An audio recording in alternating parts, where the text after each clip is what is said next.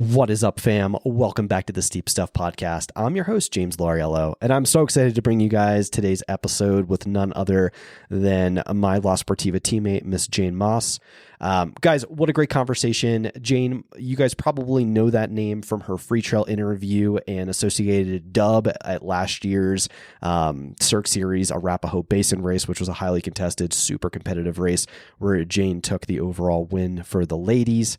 Guys, really fun conversation. We caught up with Jane right after her most recent race at the Black Canyon 100K, where she unfortunately had to drop, but we talked all about all the things she learned, a lot of lessons that she took away, what it's like living in Boulder now, having relocated from Salt Lake, and just a lot of fun things, what it's like now being an athlete in the sport, and what she likes and what she doesn't like. So really fun conversation. I really appreciated Jane. Hope this is the first of many conversations. We also got into, Jane is also a dietitian. So we got into some of that conversation as well, like fueling and things like that. Yeah, we're super fun. So without further ado, I'm going to stop mumbling. I hope you guys enjoyed this episode. Here we go.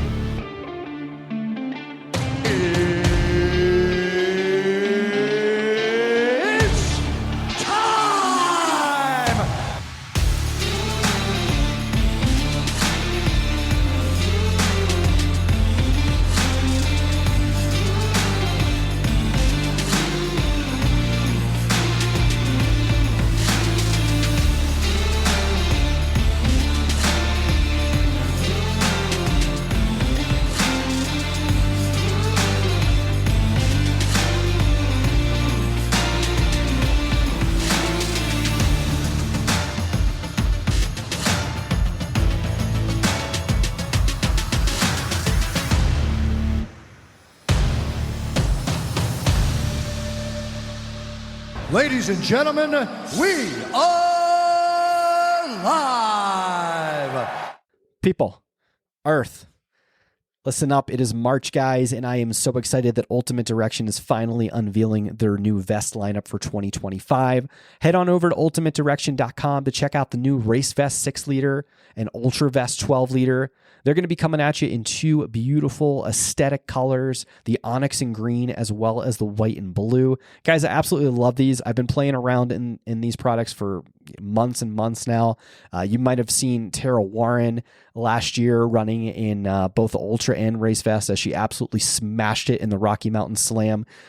Guys, this is a very durable, solid product that I absolutely love. Like I said, the color wheels are beautiful, and this is something I think you're going to be really looking at as you start to put together your race calendars. You're going to need some dependable gear for 2025. So this is definitely something to turn your head toward. Hop on ultimatedirection.com right now. Use code SteepStuffPod for 25% off your cart. Again, like I said, use code SteepStuffPod. Treat yourself to one of these. I think you guys are going to love them. I'd love to hear your feedback. Let me know what you think. Enjoy. Jane Moss, welcome to the Steep Stuff Podcast. How are you? I'm doing good. Yeah, I'm stoked to be chatting today. I know. I'm so stoked to finally have you on the pod. Congratulations. Welcome to the La Sportiva team, first and foremost. It's pretty stoked to have, I feel like we finally signed a bunch more awesome women this year. So it's exciting to have you on the team and it's going to be fun. So I'm excited. Yeah, I wasn't really expecting this year to go that way, but I'm really stoked to be part of the team. It's going to be a fun year. Yeah, it is going to be fun. Well, how's your day going so far? It's going good. Winter came back to Boulder, so it's like a gloomy, cold day here. So winter conditions on my run this morning, but so far so good. Nice. Yeah, it was a little cooler today than I expected it to be. I'm stoked that I think tomorrow is supposed to warm back up, and Sunday is supposed to be, I don't know about you guys, but we're supposed to be in the springs, almost back into the 60s, which is a little weird for March, but I'll take it. It's great for training. So yeah. It's like our third fake spring. Yeah, right. It's I don't know. I feel like there's going to be a lot of either overly fit trail runners from the front range this summer, or really burnt out trail runners from the front range of the summer that just overtrained because we had a really warm winter, which was great. Yeah. Although, I just moved here, but I hear March is the heavy snow month. So yeah. I'm not getting too excited for spring yet. Yeah. It's going to be interesting. We could get dumped on. I moved here I moved to the Front Range 5 years. Is it like, yeah, 5 years ago now, from Florida. And the day we got here, I think it was like 2 feet of snow, something like that. It was like a massive storm. So yeah, sometimes March gets kind of wild. So I don't know, might not. Last year, I think it was the March storm where like there was guys skiing off the Manitou Incline. So yeah, it could happen. So yeah, I believe it. yeah. All right. So let's talk about you. I want to dive a little bit into your background and maybe give me like the 5 minute elevator pitch on like your relationship with running, how you got into running, and go from there. Yeah. So I've been an athlete my whole life. I grew up playing a bunch of different sports. My parents put me in like basketball, soccer, track and field, gymnastics. I did pretty competitive track and field like through elementary school up into middle school. And then in high school, focused on track and field and soccer kind of became my main sport. So I played soccer in high school. Me and Grayson Murphy were on the same high school soccer team and club team. And That's we were so always, yeah, we were always like, we were the two fastest on the team. And the cross country coach would always try and poach us. And we were like, why would we do cross country? Like, what's the point of running just to run? Like, soccer's fun because there's another objective. So I focused on soccer in high school and decided I wanted to try and play in college. So I ended up I played 1 year at a Division III school in Minnesota. My extended family's from Minnesota, and my parents both went to the school. So it was kind of like a home away from home. So I played for a year there. It wasn't the best fit, so I ended up transferring back to school at the University of Utah because I was born and raised in Salt Lake. And because like most of the sports I'd done my whole life were running focused, I just decided to keep running. So signed up for a road marathon. I feel like that's how that's how it goes with a lot of people, but didn't know how to run long distances. I think my long run was 8 miles, and I was totally destroyed after the race. And I was like, I don't want to do this again. But then like 2 weeks later, I signed up for another one and kind of got hooked on that. And then let's see, I did the next year, me and my sister we did the Camino de Santiago in Spain. So that's like for people who don't know, it's like a 500-mile, it's technically a pilgrimage. So it starts in France and then you do like 500 miles across northern Spain. So it's not like backpacking or running or anything, but we were walking like 20 plus miles every day. So we got really fit. And when I came back from that, living in Utah, I saw there was a Cirque series. So I signed up for that. So I was like, I don't really know what trail running is, but I feel pretty fit from walking all summer long. So I raced, that was the Snowbird one. And I got second place woman by like 20 seconds. And I was like so shocked. I was like, whoa, maybe I could be kind of good at this. But I was so shocked. I was like, I didn't know trail running was a thing. And this was back in 2017. So then like got kind of hooked on trail running. And then the next year ended up hiking the Colorado Trail. And I think that's kind of the pivotal point for me where I was like, I really like trails. I really like the mountains. I really like going long ways. So then after that, I signed up for a 50K and then it just kind of went from there. So that was in 2018. So since then I've been trail running a lot. I've done a lot of random races. Started working with a coach in 2019. I started working with Anime Flynn. Oh yeah. I didn't know you guys were. Oh, that's crazy. Anime's is a friend of mine. She's cool people. Yeah. Oh, cool. Yeah. Yeah. So 2019, 2020, 2021, I worked with her. And that's kind of when I decided to take running more seriously. But since then, it was like 2020, I trained a lot, but didn't race because it was COVID. And then 2021 took a significant amount of time off for injury. 2022 was probably my most solid year of racing. And I was dreaming big and had all these goals. And then 2023 took a significant amount of time off. 2024 kind of just refound my psyche for running. I'm training a lot smarter, managing my injuries a lot better. So I'm like, although I've been running for a really long time, I kind of feel like I'm just getting started. It's like a fresh start because I feel like there's a lot of opportunities and I'm finally running healthy. So that's kind of, yeah, how I got into the sport, I guess. I love it. I love it. I have so many questions off this. First of all, like, I don't know, I just had like Flannery Davis Love, who also lives in the Boulder area, on the pod. And like, it's just interesting to me, more soccer players, because that's what my like non-traditional background was in soccer as well. And seeing more soccer players like coming into the sport and like have like moderate success is pretty cool. Like, you don't have to come from like a straight up like super traditional track and field background. Like with soccer, you still have, you know, like those developed systems to be able to have success at the trails, which is awesome. I'm curious about, I do want to shift the gears a little bit to Grayson. Like, obviously, like, she's what is it, 2-time world champion, like probably the best woman in the sport. Like, especially on the sub ultra side, like seeing her meteoric rise in the sport, was that like a major influence for you too, like onto the trails? Like, how did that work? Yeah. So I was into trail running a couple years before her, and she messaged me one day and was like, I really want to try trail running. Are you doing this was before the Brighton Cirque Series race. She's like, are you going to do that? And I'm like, yeah, I'm signed up. She's like, can I like come with you to the race? So we carpooled. She was like, asking me trail running advice. She's like, do you like hike the hills or do you run the whole thing?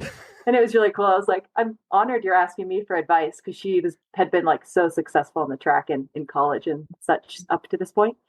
And so then she won that race or got second. I don't remember. But that was really cool to see. And to see like her instant success. I mean, I knew she would be really good because she was always like the fastest on the soccer team. But yeah, I'll take the brag on that one, that I was into trail running before Grayson Murphy. I would also take the credit. You just helped create a 2-time, possibly 3-time world champion, which is kind of wild. It's pretty cool. Sure, I'll take some credit. She's listening to this. Yeah, she owes you kudos. There you go. No, that's super cool. That's really interesting to me. And I also really like how the Cirque series is like kind of, I don't know, very important to your story in a lot of ways, with it being your first trail race. Like, I raced the Cirque, like almost all the races last summer. And I'll be doing with Sportiva, like we have, obviously, you know, like they're sponsoring it this year. So, you know, a lot of Sportiva athletes will be at a lot of the events, and there'll be some East Coast events. There's a lot more events. So I just find it really fun and interesting that it's so integral to your kind of to your story. So, and you've done so well. Like, I was really impressed. Like, A Basin was a super stacked race last year, and you kind of show up and like beat a lot of really strong women and really strong men, and took the dub there. We'll talk about that in a little bit, but yeah, it was just very impressive to me. Thanks. And yeah, I will say with Cirque Series, like I've had that same race I went with Grayson. I actually, because I got really competitive, because I was like, maybe I can beat her. She's never done a trail race. So I was going really fast on this ridge section, and I tripped and smashed my face and actually broke my nose. And oh my gosh. I guess call it a DNF, but I stopped at mile 2 and had to get nose surgery. So that was my another Cirque Series story. So lots of ups and downs. That Brighton course, I was a little bummed Julian got rid of the Brighton course for this year. That Brighton course is nasty. That was my first race last year I wound up going to do. And I think that's the hardest one. At least I thought so. Like, with the Boulder field and just like the consistent up and down and the technicality to it. Like, I don't know. I didn't like it as much, just because it was just so much up and down. It was a little more brutal, but yeah. And if you're trying to go fast, it's like, it can get scary. Yeah. And there is some like sections with consequence, which I was impressed about. I was like, all right, this is a little more like involved than I thought it would be. Whereas like Alta, for instance, and like Snowbird it's not very technical. It's just like ski roads, for instance, like it's just fast, you know? So yeah, Brighton makes you think a little bit. So yeah, no, that's crazy. So I do want to pivot a little bit. You just got back from Black Canyon, where it was really fun getting to follow along and, you know, watch you on the live stream. You were right up there with the lead women. You know, I just want to kind of learn a little bit more about how that race was for you. Obviously you had to drop, so we could talk about some of the ups and about the downs and things like that. Yeah. Yeah. That was quite the emotional roller coaster of a race. I've been signed up for Black Canyon for the past 3 years, but I've had things come up where I haven't been able to line up. So I was super excited for this year. So I feel like that just gives the race extra meaning to me. And I had a really good training block going into it, and I was really excited. And I felt like I could compete with, because it was so incredibly stacked. And I was like, I kind of think I can compete with these women. And it's like the first time people have really talked about me and thinking like I can do well. So I did feel a little bit of pressure, and I was really excited too. Like, people are believing in me. This is cool. Um, and so the first 50K, I felt really good. I was going probably like 30 seconds per mile faster than I had planned, but I felt good, and I really wanted to stay in it. Because my coach was like, if you kind of fall behind the top 10 women, you might lose your chance at like being in it. So I held back a little bit, but ran like, I PR'd my 50K. They say you're not supposed to do that, but I'm like, I've never been this fit for a 50K, so I think it's okay. Started the race like with a little bit of like stomach pain, but I thought that was just nerves. Had to run to the woods twice within the first 10 miles. And I was like, hopefully it's just nerves. I've never had GI issues in my life during running. So I'm like, thought that wouldn't affect me. Thought I had kind of figured that out. But then so I came into Bumblebee feeling really good, and then came out of Bumblebee, past quite a few women, and was like I passed Abby Hall, and I was like, I should not be running here. Like, I'm going way too fast. And then every time I took a sip of something, I would like spit up a little bit. And then coming into the next aid station where I was picking up, Grayson was my pacer for that point. I felt super sick, hadn't been able to keep down any food for the last 10 miles, but made it in. I was like in a decent spot. I think I was 7th place woman, maybe.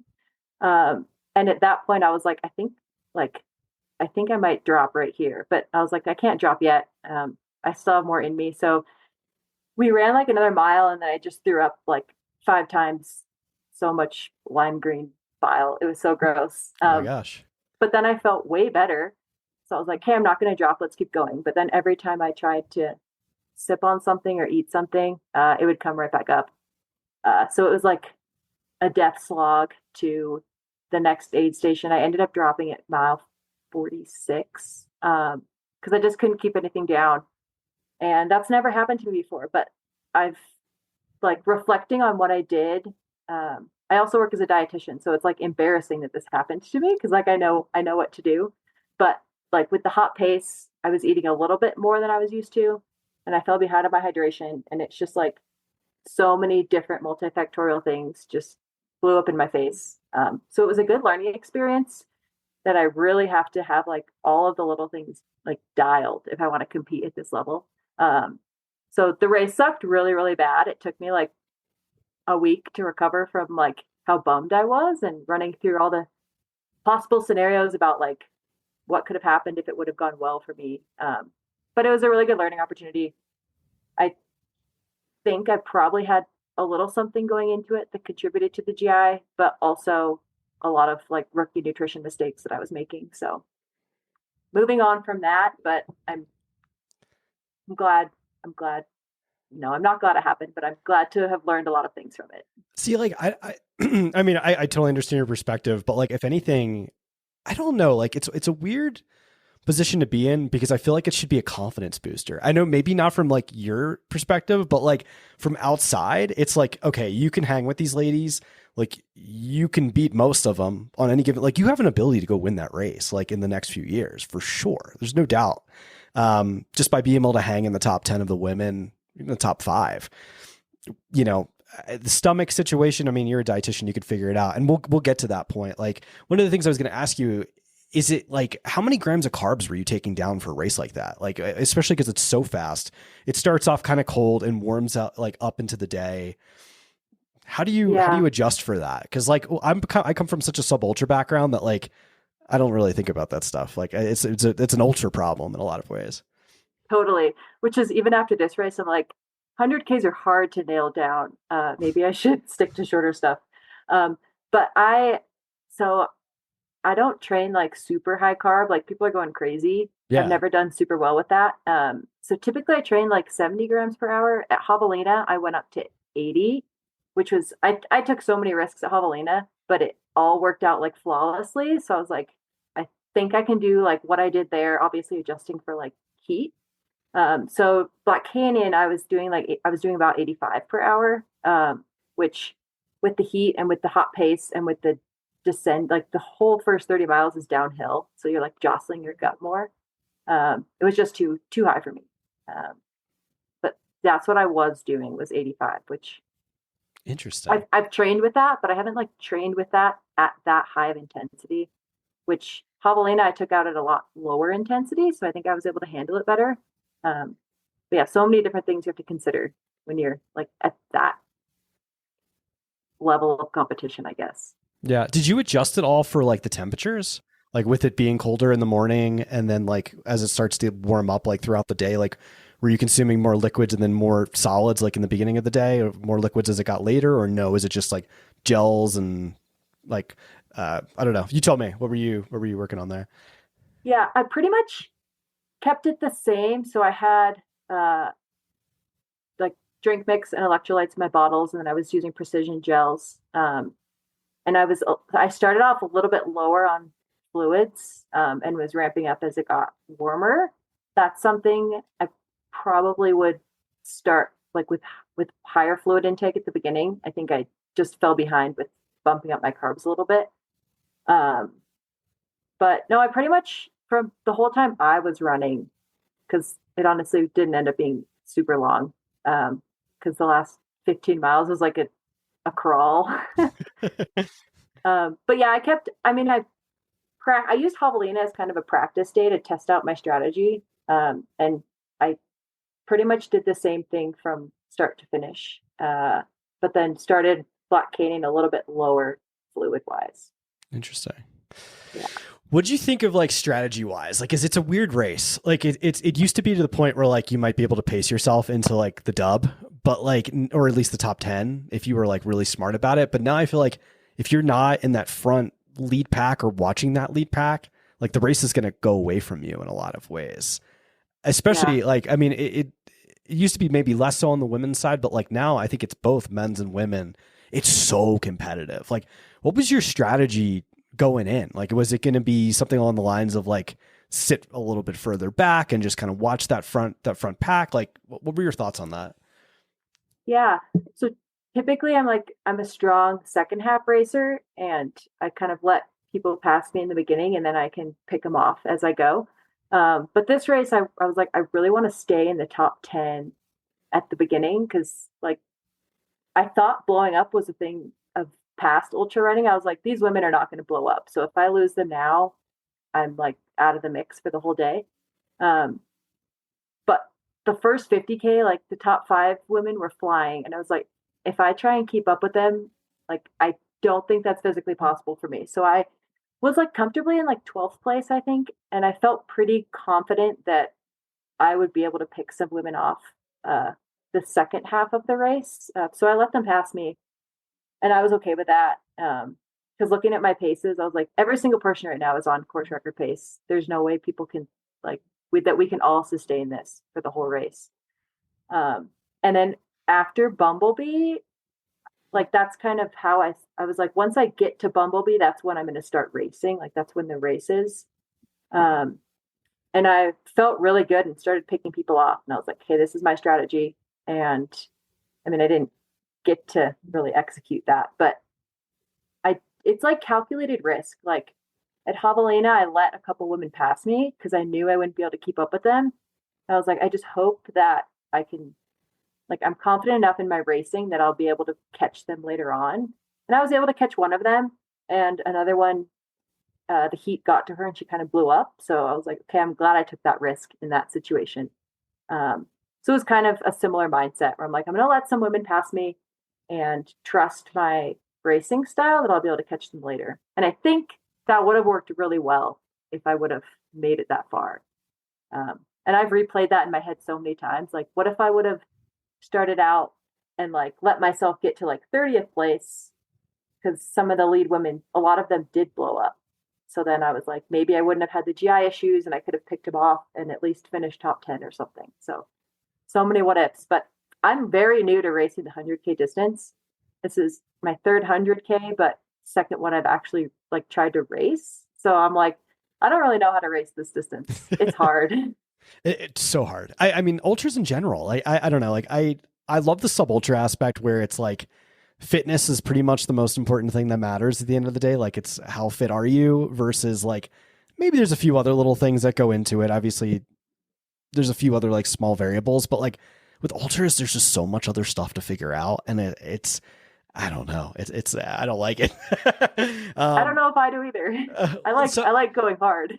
Well, let's get into that. So like in the other strat, I wanted to ask you about like racing strategy too, because you went into your strategy in its own right.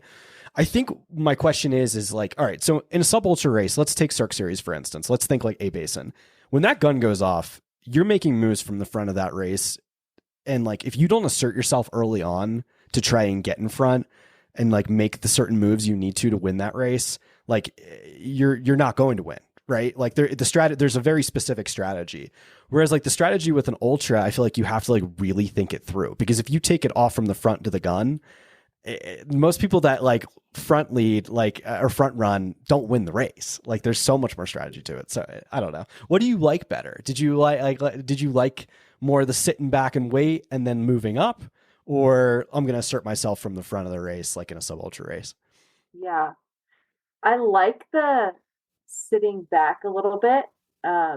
It's a lot scarier because in my, like, I don't know if it's going to work. So it kind of makes, like, when I'm doing it, I kind of feel like sick. Like, is this dumb? Like, I could be running faster right now because I'm not even close to like running like as fast as I could be, because I'm definitely holding back.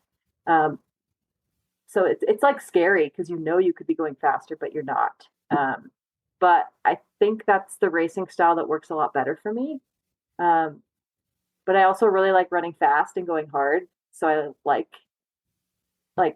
going hard the whole time, and you can't do that in 100K. I also really like running for a long time. So I'm like pretty torn right now, which like style of racing I like better, ultra or sub ultra. But as far as racing style in ultras, I definitely do better when I race smart and start out the first half slower and then really race the second half. If you would have gotten on the podium, would you have taken the ticket? 100%. Really? Yeah. That's interesting. I mean, I feel like it is one of those like once in a lifetime things. Like if you do, or for most people, like if you get it, you do it. Like you kind of gotta go. But I don't know. Like that 100 miles is so far.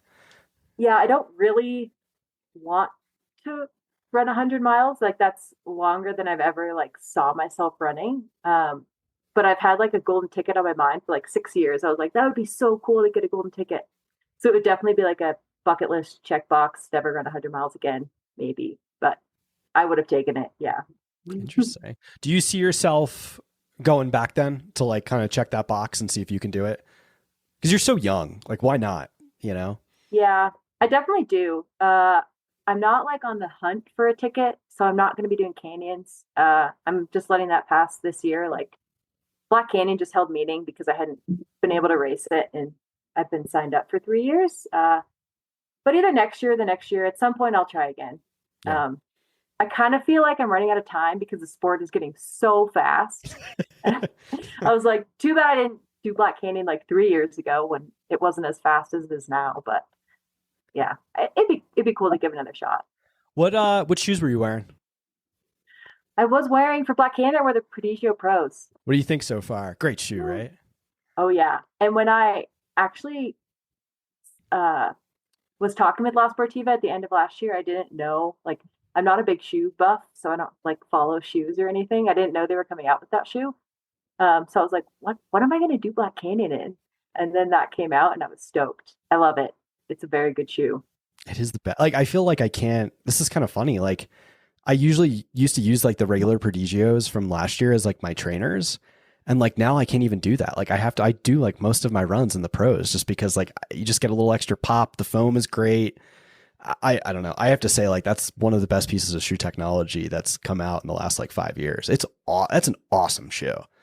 It is. I've been doing all my runs in them, and it's getting a lot of hype.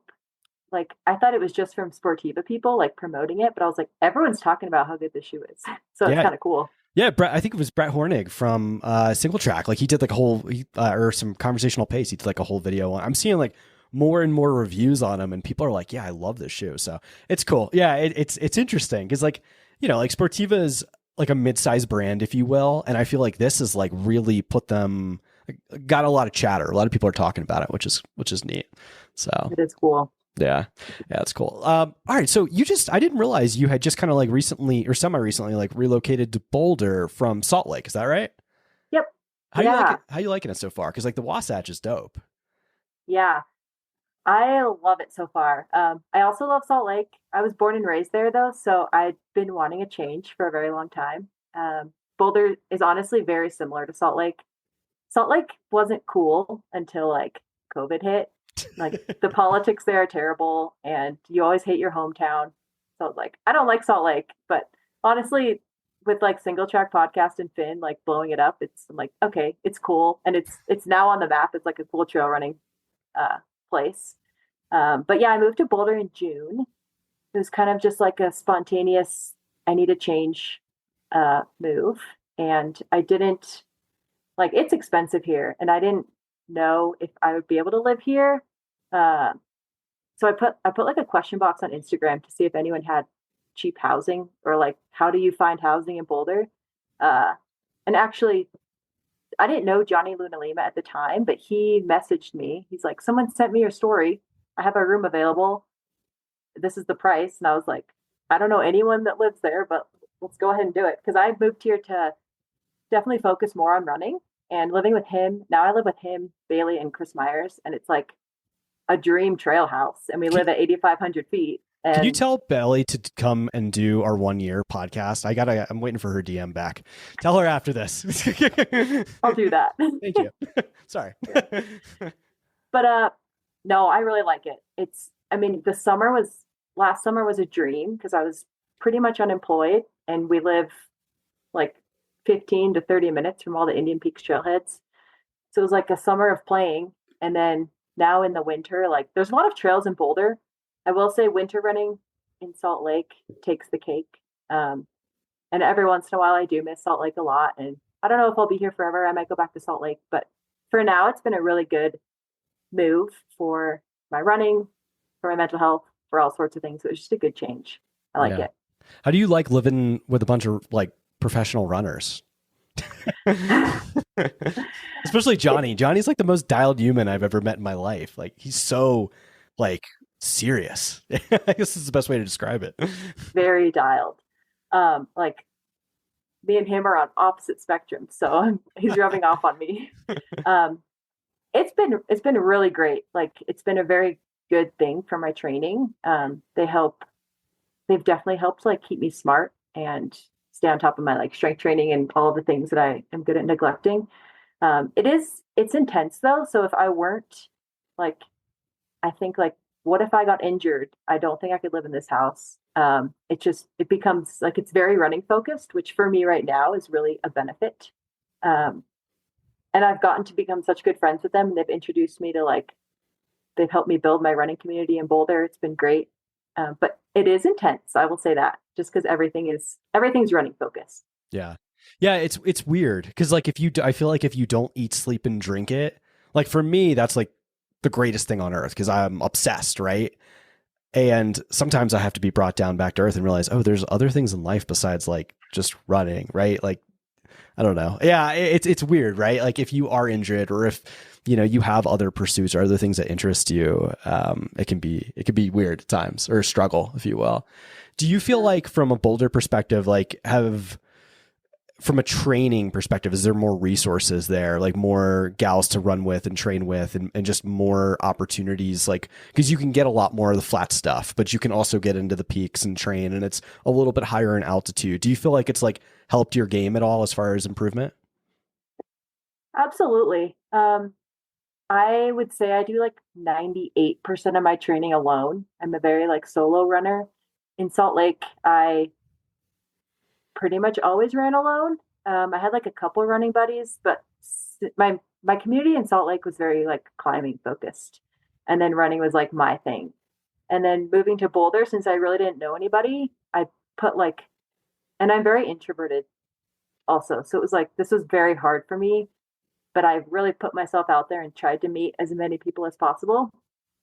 And that's like really helped me build my running community. So my running community in Boulder is like vastly bigger than it was in Salt Lake. And I have way more running partners, and I'm running with people like a couple times a week now.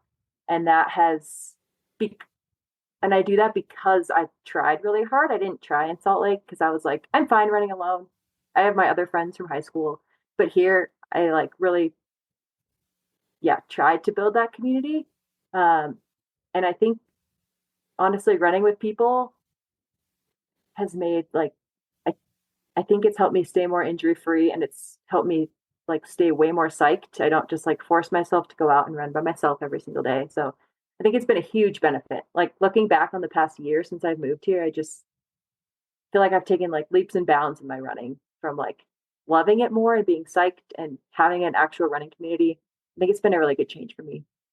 I think the community is just like so important because, like you said, like that's what gets you stoked to get out the door, like to have friends to go run with and just people, I don't know, like just people in the community that are also doing the same thing that you're doing makes Totally. it, yeah. Because I don't know, I find myself very similar. Colorado Springs is very much a growing running scene. Like we're starting to get more elites here, but like I do maybe 70, 80% of my training alone. So it's really nice to be able to find more people to train with and run with. And it's like, wow, this like makes it more fun. You're chatting, it makes the miles go by faster. And then if you want to compete, like you also could see like, all right, like where am I at a little bit? Like if we were doing like a workout day or something like that. So it's a good measuring stick as well, which is fun. I Yeah, gotta, and sorry. oh, I was gonna say, and just going on the trails, like now I'm always seeing people I know, and like I'll run a couple miles with a friend, and like that's really cool. I didn't have that in Salt Lake. Yeah. You know what? I asked Kyle Richardson the same question. I mean, it's a little bit different for you being so close to town or so new to town, but like, I got to ask, like, I always ask people that have been in the space for a long time that are like really, I guess, like semi-famous in Boulder, like, does it drive you crazy? Like everybody looking at what you're doing on, like, it's almost like that thing. Like everybody's doing like epic stuff all the time. So you feel that need to have to get out and do epic stuff, or it's like pressure, if you will. I ask that question to people all the time because there's so many people doing so many crazy stuff. Yeah. Um, I would say it gets to me a little bit, like seeing because I think Strava is really fun. I follow a lot of people on it, and especially when I'm not feeling great or I have like a little injury, it definitely gets me down because I'm like, all these people are doing this cool stuff. But I've gotten better at it over the years with like trusting my training. I'm not a super high mileage running. Like I love the running I do. I wish I could be a super high mileage running, but or a high mileage runner. Um, but I'm at a point where yeah, I like really trust my training. I like follow what I'm stoked on, and it's cool to see what other people are doing. But it doesn't get to me too much of like being like, I should be running those paces. I should be doing 20 miles today instead of 10. Yeah. So yeah, I've grown, I would say, over the past few years because I used to be in that game of like chasing numbers and doing what other people were doing, but it's ended me up injured way too many times. Yeah. No, fair enough. Fair enough. All right. So I got to ask this question with being in a house, especially with Johnny, Bailey, they're going to Broken Arrow in June. Chris Myers is going to run what, Western States? Everybody's going west. Mhm. Do you think maybe like you might try to get into like Broken Arrow and go race out there in June? Like what's the thought process on that? Because I feel like you could seriously compete at the US Mountain Running Champs. My whole year, honestly, since Black Canyon is like a big TBD. Um, I would love to do Broken Arrow. I did it in 2022 and I did pretty well. And it was like the funnest race I've ever raced. So I'd love to go back and do it. I don't know if I can get in at this point because initially I didn't have it on my schedule. But like even the past week, I even have an email drafted right now. It's like, any spots open or can I get on the wait list or something? Because now with like all the hype around Broken Arrow weekend in Western states and like Trail Con and whatever, I think it'd be super fun to be at. And I mean, I was looking at doing, I mean, right now I'm on the start list for Gorge because I thought a US team would be really cool. Um, but something like being on the team for a race like Broken Arrow excites me way more than a runnable 100K. So I don't know, 50-50 chance that I'll be at Broken Arrow. It would be fun. Okay. All right. I mean, we'll put that out into the world. I know Brandon listens to this, so we can always pull those strings, get you in. If I can get in, I will be there. All right. Done deal. Done deal. Do you think it would be the 46K? Do you think you'd do the Ascent as well? You think maybe if you could get a bid for that as well? No? I don't think so. That's never appealed to me. I've never done one. Yeah, I don't know. It's not for unless you want like irreversible cardiac scarring. I feel like it's not for most people, right?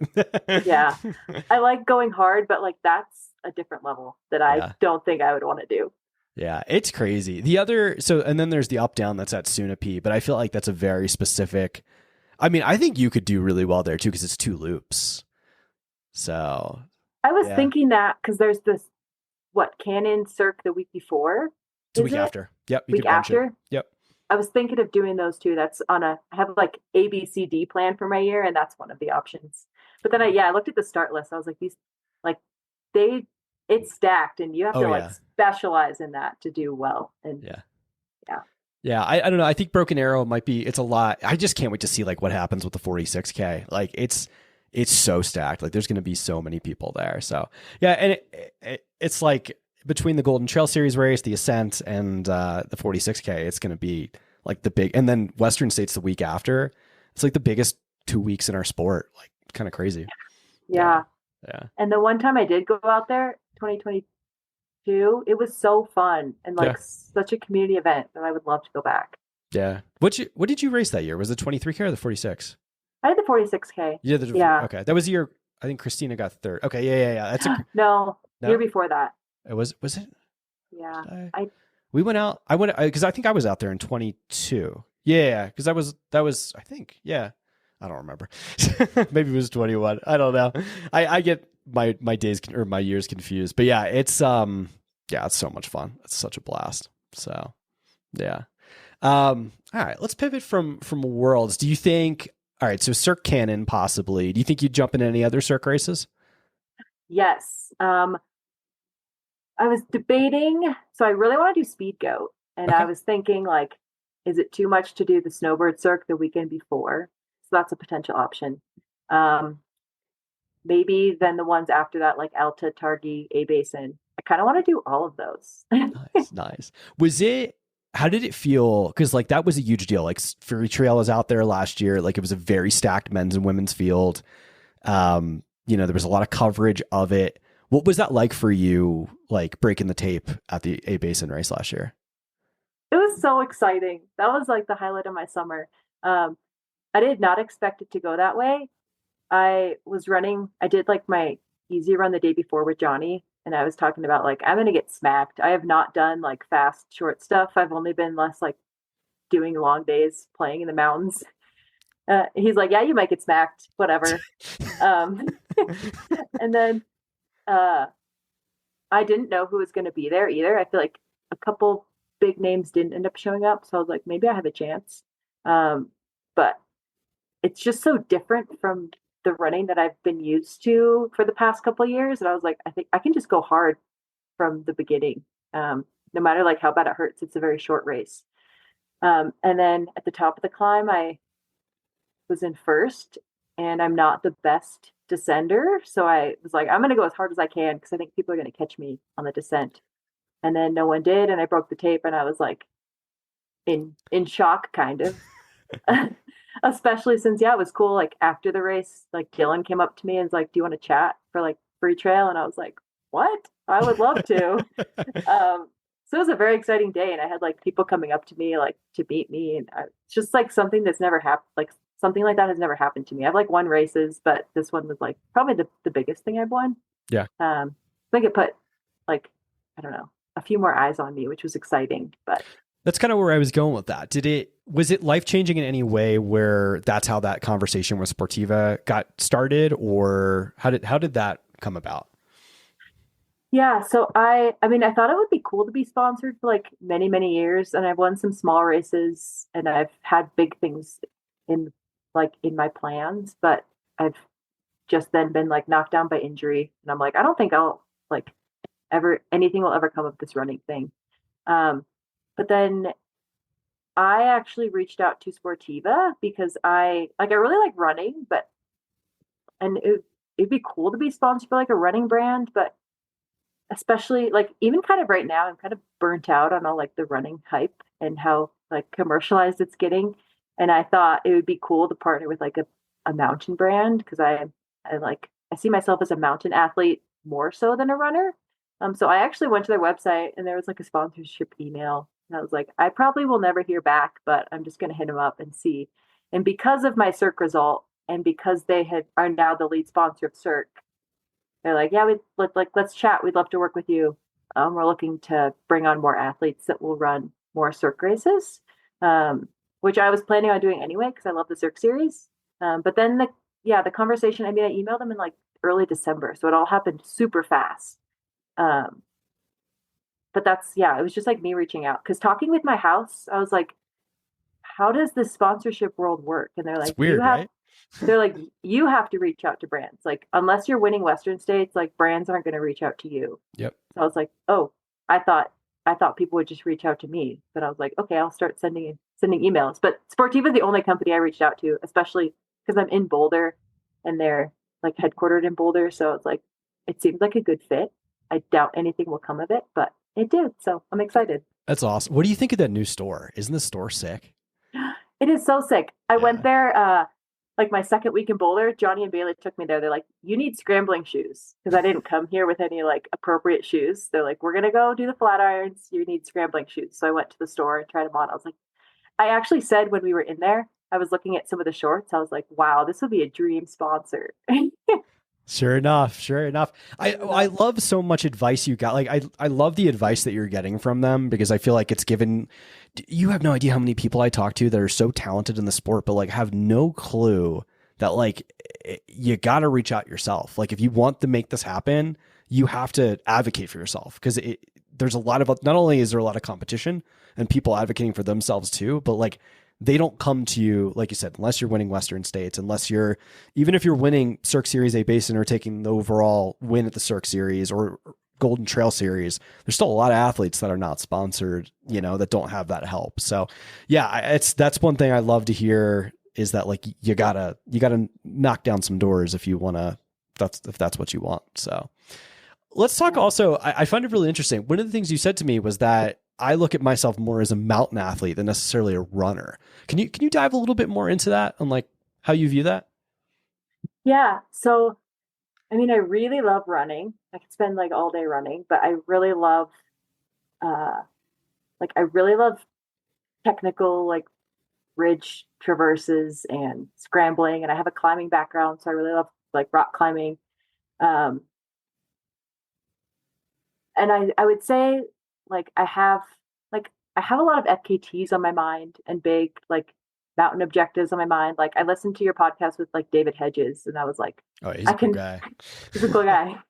And I just have like a lot of like, if I never ran a runnable race again, like I think I'd be okay with that. Like I like trails and cool places in the mountains and just like getting out. And I feel like that sounds kind of cliche, but that's like, I would way rather do that than have like a big sponsor and be running Western states and racing a lot.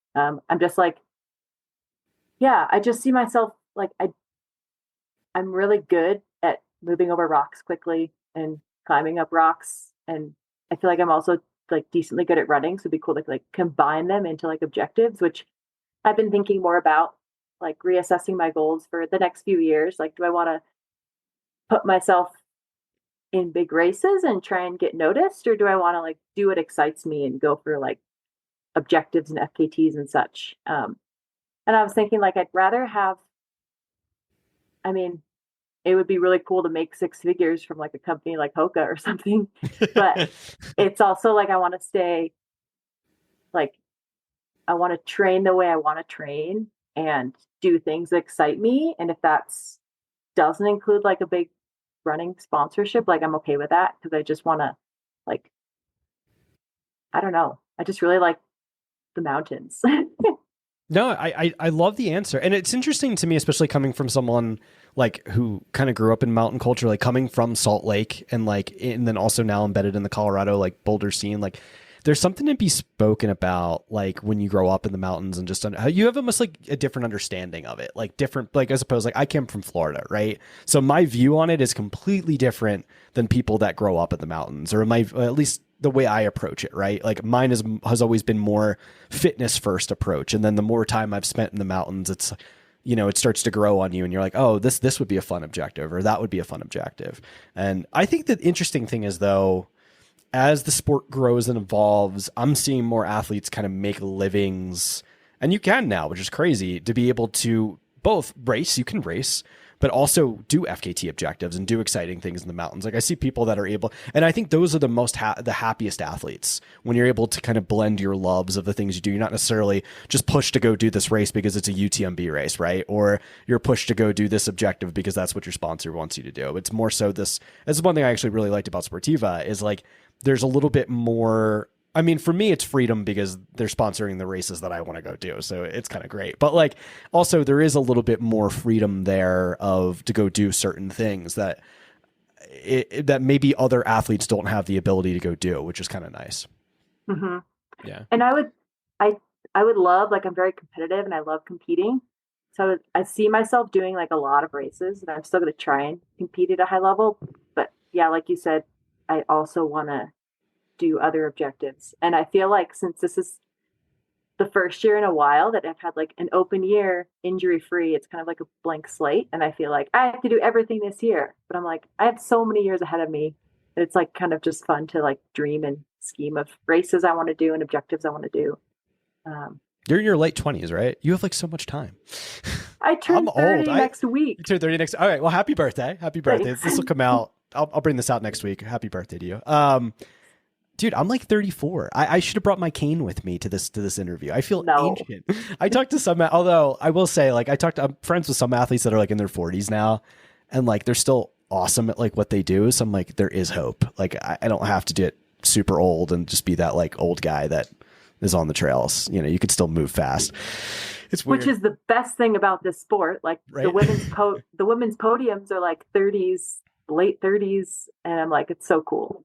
Yeah. It's, and some people don't like get really good into the 30s. Like they just are able to develop their systems and just improve, which is kind of crazy. But yeah. All right. I want to unpack a little bit about, you said I'm very competitive. I want to understand more like what that means to you, and like how that, like I ask everybody this question, like what does competition mean to you? Like how is that to you? Because some people are not super competitive. And then I meet people that are psychos. So like where do you fall on that like spectrum? Yeah, I feel like kind of in the middle. I'm definitely a competitive person, but I'm not like super type A, super competitive. I'm a little bit back, but I really like racing and I really like competition.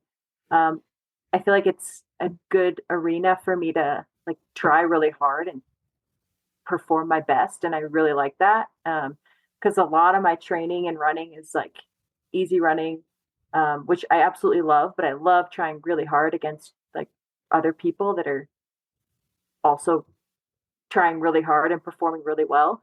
So I really like that environment. I've noticed like the more I do races, it's like hard to be in that environment though, because I get really nervous. Because I do really want to do well and I have high expectations for myself. But I can only do it so much because it does take a lot out of me because I get really nervous. And competing is really hard because it puts you in an uncomfortable position. I've noticed in a few races, which maybe takes me back a notch in my competitiveness, is if like people pass me and I feel like I'm working pretty hard, sometimes I'll let them go. So I'm like, oh, well, I guess it's just not my day. I'll try again next time. So sometimes my competitive juices like run out, I guess. But with me being a competitive person, like I always wanted to win track meets and like be the best of my soccer team. And even now, like I really want to win races and do really well, but I'm not too hard on myself. If like I don't, I'm like, as long as I gave my best for the day, I'm okay with that. So I guess I'm in between on competitiveness, but yeah, when I said I'm competitive, I do really like to compete, but I don't go like crazy with it. You're not a psycho. Yeah, not a psycho. It's funny. Who was I talking? So I was talking to somebody and they were talking about their friend who I've had on the podcast, who is like, he'll like lock himself in a room and then come out when he's ready to like destroy you. Like that's how some people are. Like there's some really interesting people in our sport that are just like on another level of competitiveness. I think you're in a very healthy place. I could definitely say. And I used to not be. I feel like in high school and early college, I was like very type A, very competitive, very perfectionist. And then I kind of feel like the pendulum swung a little bit. Maybe once I got more into trail running, I'm like very not type A anymore, much more laid back, less competitive, which leads me to be like a healthier, more well-rounded athlete. But I've been on both sides of the spectrum. Let me ask you this about the sport. I don't think I've ever asked somebody this one. I've just been pondering it myself about why I got into the sport. But like, what is it about the sport that like attracted you, that like you find interesting? Is it the distances? Is it, I mean, there's something weird about trail running that we all like it, right? Like, what is it? I can't quite put my finger on it sometimes. Yeah. I feel like it allows me to like go to cool places. Like trails are way cooler than like neighborhood roads. Like you can get out into nature. Most of the time I don't listen to music, so it's just like really me time. I love the way I feel after. My relationship with running has morphed a lot over the years. It definitely started as like a forced thing to like exercise and to change my body. And it was like not coming from a good place. But then I feel like the more I ran on trails and went to places that I wanted to and did things that inspired me, like my relationship with running changed. That's been like many, many, many years. But I really like, honestly, the places it takes me, the community that it's allowed me to build, just like the daily routine that it creates for me. I really like that a lot. It is weird though, because people are like, why do you like running? Like it's painful, it's hard. And the more you do it, the just more part of your life it becomes. Yeah.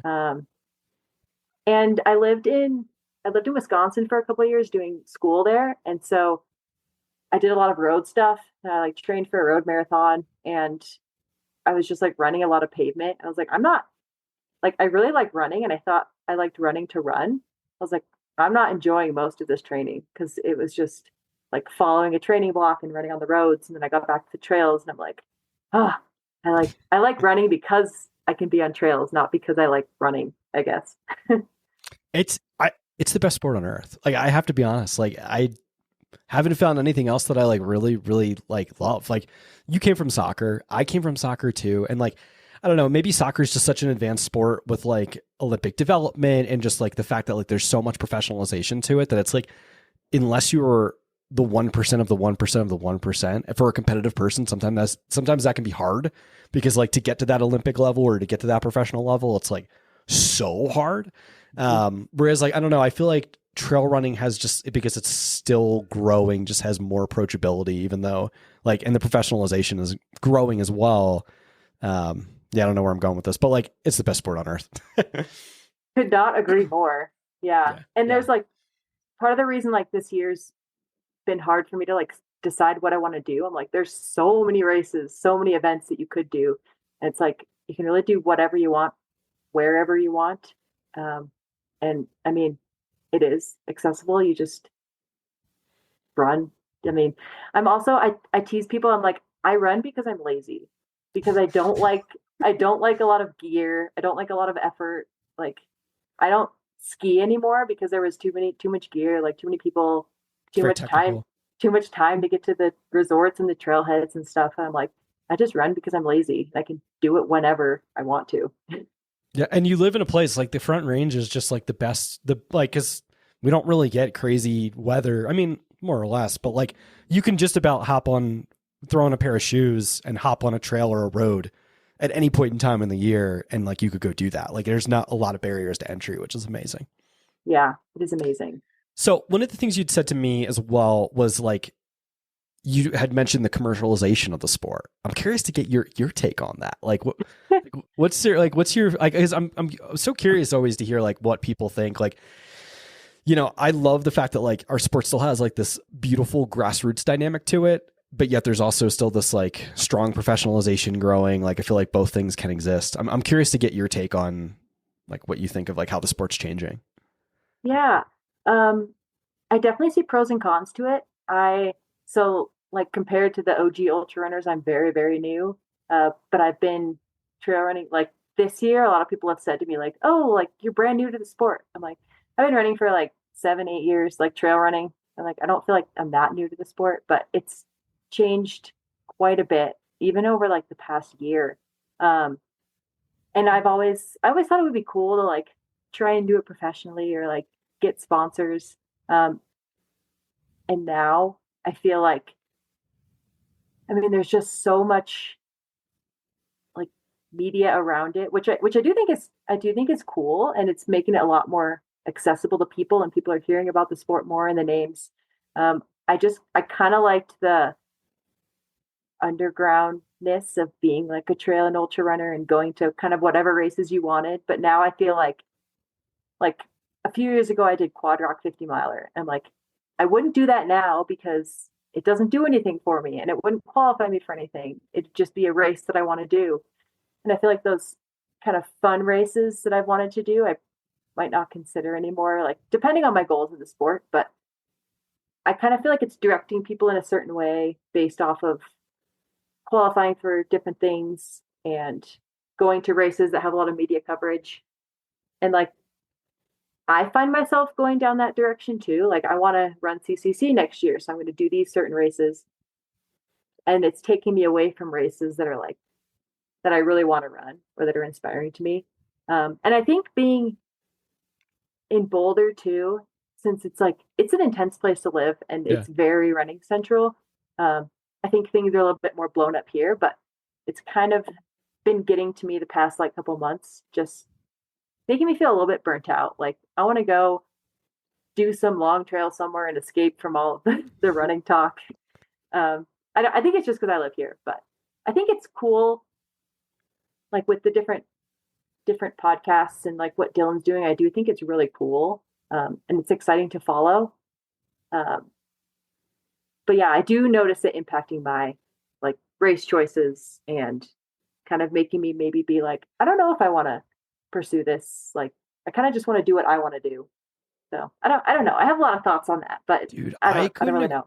From a media person, but who's also an athlete, I couldn't agree with you more. Like I'm one of those people that like, and this is going to be strange. I don't think I've ever even said much of this on the podcast. But like, I don't actually follow a ton of like media outside of like, yes, I follow obviously my own stuff that I put out there because like no one really talks about sub ultra, but like I'll take like a month off. Right. And like, I just won't consume any running media because it does burn you out when there's too much of it, especially as being an athlete in the sport. It almost gives me like a low level of anxiety because it makes, I mean, especially for me in media too, like I'm like, oh, I'm not doing enough, right? Or I have to do more. I have to put more coverage out there, or I have to get more. And then me as the athlete, that's like, oh, dude, like I also have to do more because I want to, you want to be, perform at the highest level you possibly can. So like I'll go months at a time where I just like don't even listen to anything, which is kind of weird coming from a media person, but sometimes you got to do it, And I feel like it leads to, at least for me, it's led to like some pretty high highs and like some pretty low lows. I feel like from even leading up to Black Canyon, I had this foot pain. So I didn't even think I was going to be able to start because I didn't run at all during my taper. I haven't really told anyone that. And then my friend she's like, Finn talked about you as like the dark horse. And I got like really depressed because I was like, people are talking about me. Now I can't even line up at the race. And then I didn't do well. And I'm like, no one's ever going to talk about me again. And then leading up to the race too, I was like, I'm not going to listen to any Black Canyon previews. I don't want to know who's running the race, but it's just like everywhere. No, I really agree with you. I mean, I have to be honest with you, even like certain things give me like a low level, just like as a competitor and as someone that wants to win and do the best to their ability. Like, yeah, what is that? I don't know. I almost feel like, sorry, there's a lot of thoughts coming here because like this is the first time I've kind of talked about some of this stuff, but I almost feel like as an athlete leading up to that, you have to like completely tune out all media. Cause like like for instance, like let's say you go do Broken Arrow. More than likely, I'm going to be reaching out to you 2 weeks before the race to do a pre-race interview, asking you like how your build's going and all these other things that you probably don't want to talk about, which is fine. Some people turn me down, some people don't. Grayson turned down the podcast. We'll talk about that later because we got to get her on. But anyway, like it's a weird thing because like some people like it. Some people want to be on, and I think they want that notoriety. But other people, it's like, no, I don't really want to, like, that effect kind of almost gets in your head and kind of affects your game going into the race, right? Mm. And I think it depends too, like someone who's had a lot more results, like ups and downs. Like for me, I feel like like even after like A Basin and Javelina and going into Black Canyon, it's like the first time that like maybe I was on people's radars. And then Dylan, like his pre-race show, I was in his fantasy free trail and I was like, oh my gosh. I was like, so what? Which was like really exciting. But then, I mean, you pressure. It is pressure. And then you feel like extra, I guess if the race doesn't go well, you feel extra like you've let people down. But I think it just comes with like experience and more results behind you, that it's like maybe becomes more like you can handle it better. And I was really excited. I was like, people are talking about me. And I was like, ooh, it's actually kind of challenging. And I don't want to hear any of this. Yeah. It's crazy because like the sport is going that direction, like where, I mean, any big race people are in, like, yeah, there's going to be, whether it's free trail, whether it's single track, it doesn't, like, they all do, like, there's tons of coverage now. And then the live streams are so weird because it's like, what happens if you got to go to the bathroom and you pop into the bushes and like there's a drone? Like, you're like looking around, like, how does that even work? Like, I thought that at Black Canyon there was a drone, and I was like, I really, like, I don't know if it's watching me, but I really have to go to the bathroom. That did cross my mind. Like, I don't know. I'm not such a big fan of the drones right now. I guess the live streams are awesome because that grows the sport in one direction where people can go, I guess, watch it from that way, and it grows the races and more people come and yada, yada, yada. But it is weird being an athlete because those things cross my mind. It's like, I don't want to be watched by a drone. This is weird. All right. So I do want to double back, and thanks for being candid about that. Cause like some people get kind of cagey and they don't like answering those questions, but like, I do want to double back to FKTs and maybe give me some insight and some stuff you might be interested in. Yeah. Well, coming from Salt Lake, so it's been on my bucket list for 6 years to do the whirl, but I've pieced it all together. I've like set dates that I'm going to do it. People are like, you should do this. You're really good at scrambling. But I've had like a couple incidences that have like gotten in my head with like rocks. And I got in like a really bad headspace, or I just like didn't do it. So I really have no excuse, but that's something I really, really want to do. And now having moved out of Salt Lake, I'm like newly inspired to do it. So that's like my number one bucket list thing this year. I want to go for the FKT on the whirl. Nice. That's something people are like, that's like a thing of the past. But I'm like, it has so much meaning to me because I've been wanting to do it for so long and I just haven't. So I really want to do that. Eventually, maybe like a 2 to 3 year goal, I want to try the LA Freeway. I think that would be really cool. I think Long's Peak would be cool now that it's basically my backyard. Yeah. I did it. That's actually the only 14er I've ever done. I did it when I moved here, and I was like, I just wanted to go do it to do it. And I was like talking to people on the way, and once I came down, I was like minutes off the FKT. I was like, I think I can get that. So that would be a cool one to try. Those are kind of the whirl and the LA Freeway are the two that I would love to try. Some seriously long days out. That's impressive.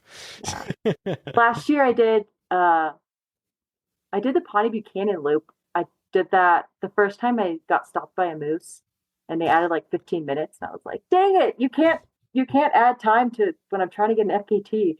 But I ended up getting that in October, and that was like, this is so fun. The Indian Peaks are like so slept. I shouldn't say this on the podcast because I don't want people to go like overly go to. I thought the Indian Peaks are some of the most beautiful peaks in Colorado, like so aesthetic.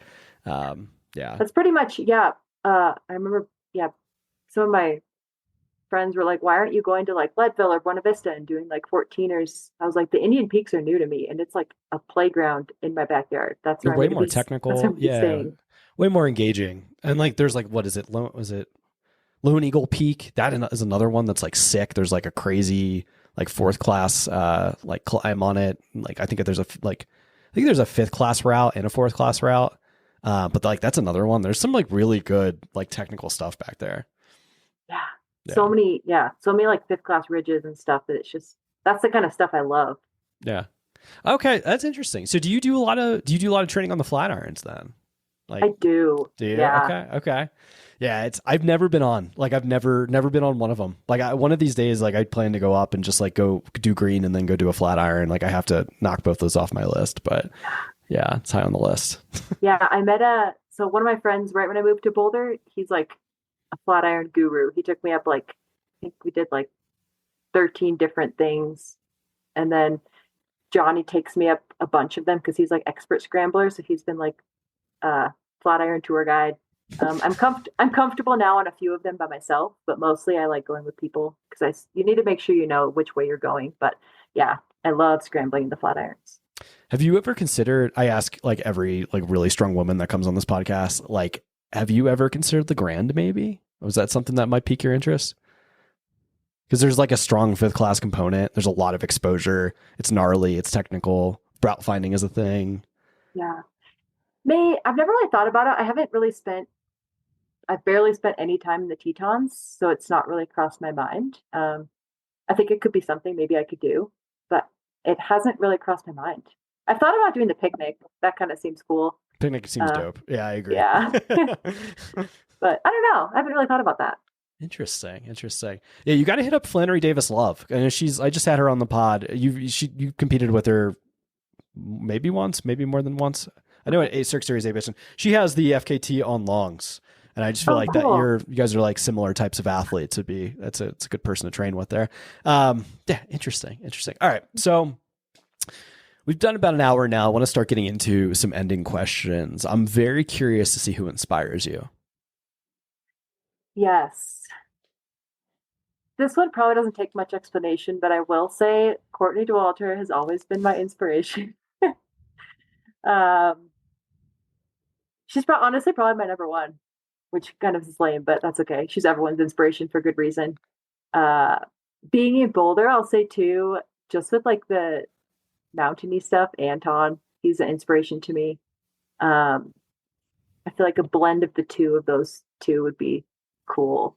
Those are, two solid people to look up to. Yeah. Anton's an interesting guy. Very interesting. Yeah. I only know from afar. I've never met him actually, but I don't know.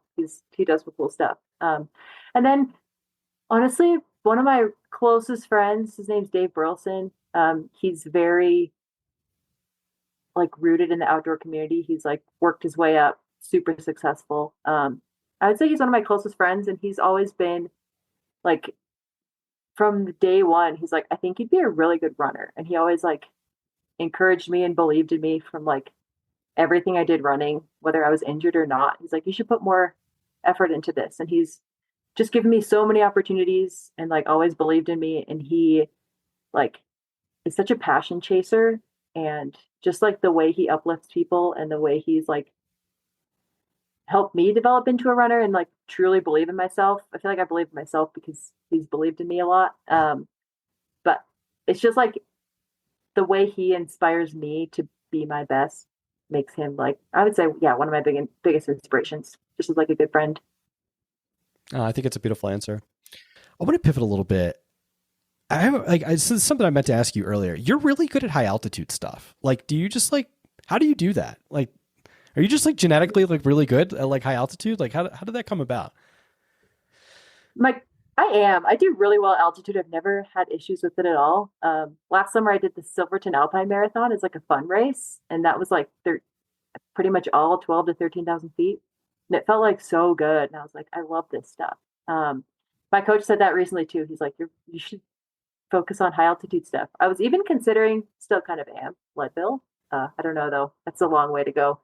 But I think it might be a genetic thing.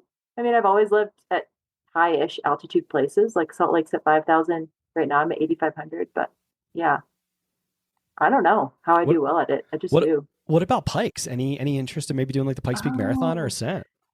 that's crossed my mind too. There's like too many races out there that I want to do. Um, but that, yeah, I was considering it last year and then didn't end up doing it, but that one's appealing to me. Yeah, I don't know. It's just like interesting, like with the A Basin stuff, and then like like Silverton Alpine. I started putting two and two together. I was like, damn, I hate high altitude. That's awesome. It's so painful. All right, so I know you said you don't listen to a lot of music, but I am curious. Like, what's your pump up song? Like before a hard race, before a hard effort. Like, what are you listening to? So I don't listen to a ton of music running. I go through phases, but I am a big music person and I have unique music taste, I would say. Right now I'm split between like I like hip hop, but I also really like soft EDM.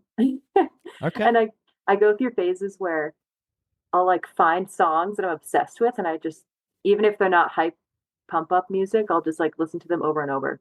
So right now I've been listening to a lot of I don't know if anyone's heard of them. I don't know. It's called Linux.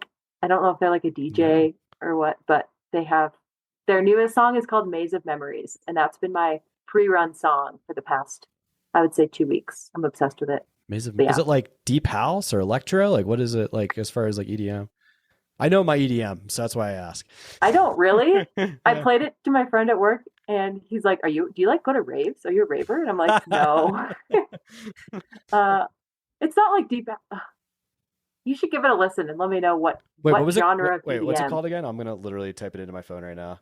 So It's yeah, I've got it. the artist is Linux, Lynnic. It's called Maze of Memories. All their music sounds exactly the same, but Okay.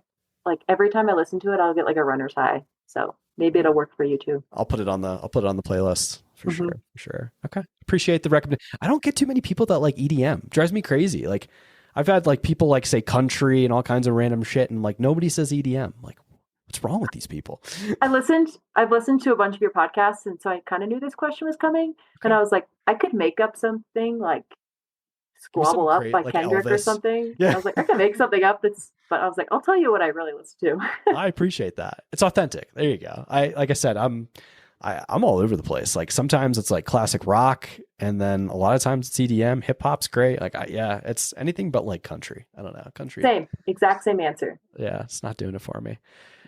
You kind of mentioned you have a really cool job, like as a dietitian. Like you kind of mentioned that in the beginning. Can you talk a little bit about that? Like that's one thing I wanted to like dive a little bit more into, just because it's like I don't know. I feel like it's a really important like aspect as a runner as well, right? Yeah.